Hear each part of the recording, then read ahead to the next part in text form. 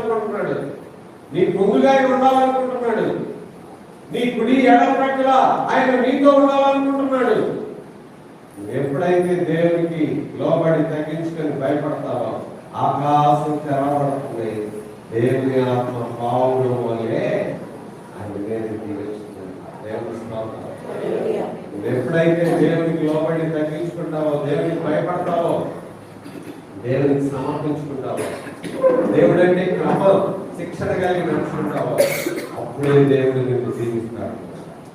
దేవుని యొక్క సన్నిధన్నా, దేవుని యొక్క మందిరం అన్నా, దేవుడు అన్నా మనలో ఉండవలసినటువంటి క్రమశిక్షణ ఏంటంటే, భయం ఏంటంటే, భయభక్తులు ఏంటంటే, క్రమశిక్షణ లేనటువంటి జీవితాలు దేవునికి ఇష్టం ఉండదు. నువ్వు అనుకోవచ్చు, నన్ను ఎవరులే నాకు చెప్పేవాళ్ళు అని అనుకోమాకండి. నువ్వు దేవుని సన్నిధికి